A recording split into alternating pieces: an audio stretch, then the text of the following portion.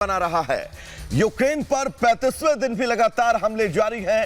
कई शहरों में बमबारी की जा रही है। कीव हो, खार्किव हो, मारियोपोल हो, जहां पर लड़ाई जारी है। रूस और यूक्रेन की सेना में यह लड़ाई जारी है।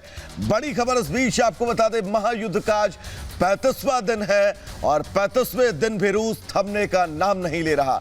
यह लगा कि इस्तांबुल में होने वाली बैठक से शायद कोई रास्ता निकले, लेकिन 5वें दौर की बैठक भी बेनतीजा रही। उम्मीद यही थी कि शायद शांति वार्ता को लेकर कोई मार्ग प्रशस्त हो, लेकिन सब कुछ जस का तस। रूस पर लगातार ये दबाव था कि क्या वो बातचीत में शर्तें रखेगा।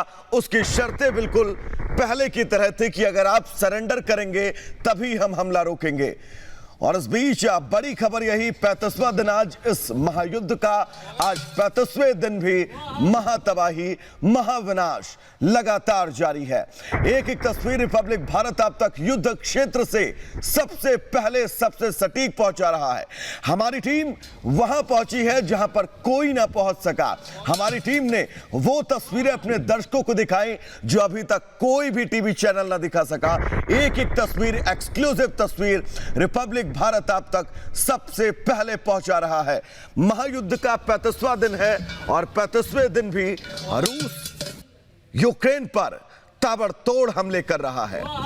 तमाम वो खबरें भी हमने आपको दिखाई जो खबरें बहुत अहम हो जाती हैं इस महायुद्ध के बीच। लेकिन बड़ी खबर इस बीच यही कि 35वां दिन और तबाही का मंजर जस का तस। इस बीच एक और बड़ी खबर आपको बताएंगे। यूक्रेन पर रूसी सेना के हमले जारी हैं। इस्तांबुल में शांति वार्ता बेनतीजा रही, जिसका हमने जिक्र किया। यूक्रेन और रूस के बीच ये शांति वार्ता थी। दरअसल युद्ध विराम को लेकर यह कहा जा रहा था कि शायद कोई रास्ता निकल आए, लेकिन कोई रास्ता युद्ध विराम को लेकर नहीं निकला। यूक्रेन पर रूसी सेना के हमले जारी हैं। दोनों देशों के डेलीगेशन ने बातचीत की इस्तांबुल में। यह लगा कि शायद इस्तांबुल से इस युद्ध को लेकर कोई शांति रास्ता निकले, कोई ऐसा विकल्प निकले जिसके चलते ये बमबारी, ये तबाही, ये विनाश शायद रुक जाए, लेकिन ऐसा कोई रास्ता नहीं निकला है। एक रिपोर्ट देखिएगा, बहुत आसानी से समझिए।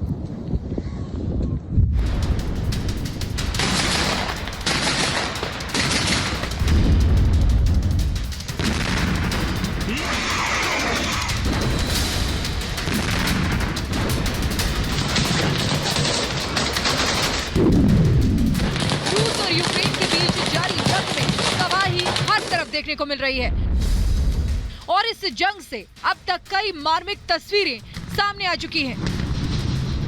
हर कोई चाहता है कि ये जंग जल्द से जल्द खत्म हो और दोनों देशों के बीच शांति स्थापित हो। ऐसे में आज रूस और यूक्रेन के प्रतिनिधियों के बीच होने वाली बातचीत पर पूरे विश्व की निगाहें टिकी हुई थी।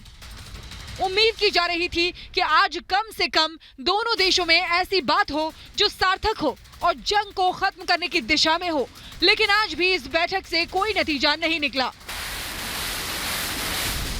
बड़ी बात यह है कि यूक्रेन ने इस बैठक को सकारात्मक बताया। यूक्रेन ने इस बैठक में अपनी कई मांगे सामने रखी, जिसमें यूक्रेन ने सुरक्षा गारंटी की मांग की है। यूक्रेन ने कहा है कि चीन, America, Britain, Turkey, Italy, Poland जैसे देश यूक्रेन की सुरक्षा की गारंटी लें, जिससे ये एक अंतर्राष्ट्रीय ट्रीटी की तरह काम करे और इससे हवाई हमलों को रोका जा सके। यूक्रेन के प्रतिनिधि ने ये दो टूक कह दिया कि सुरक्षा को लेकर अब तक की व्यवस्था से कोई फायदा नहीं हुआ, जिसे मारियोपोल और खार्किव में हमने देखा। वहीं जानकारी ये भी मिल रही है कि रूस ने इस बैठक में यूक्रेन की राजधानी कीव में हमले कम करने की बात कही है। ऐसे में इसे इस तौर पर देखा जा रहा है कि यूक्रेन की सेना राजधानी कीव में रूसी सेना को पीछे धकेलने में कामयाब रही है। एक तरफ जहां बातचीत की कोशिशें की जा रही हैं, तो दूसरी तरफ दोनों देशों के राष्ट्राध्यक्षों का रुख नर्म होता नहीं दिख रहा है। यूक्रेन साफ कर चुका है कि वो रूस के आगे नहीं झुकेगा और लड़ाई को जारी रखेगा। हालांकि बिना शर्त शांति का प्रस्ताव ज़ेलेंस्की ने पुतिन को चिट्ठी लिखकर सामने जरूर रखा था, जिस पर पुतिन ने बड़े तीखे अंदाज में ये कहा कि वो यूक्रेन को पूरी तरह तबाह कर देंगे। मतलब साफ है कि कम से कम पुतिन तो झुकने वाले नहीं हैं। साथ ही हर बढ़ते दिन के साथ रूस ने हमले और तेज कर दिए हैं और रूस परमाणु हमले की धमकियां भी लगातार दे रहा है। ऐसे में देखना यह होगा कि दोनों देशों के बीच आखिर शांति का रास्ता कैसे निकलेगा। Bureau report, Republic Bharat.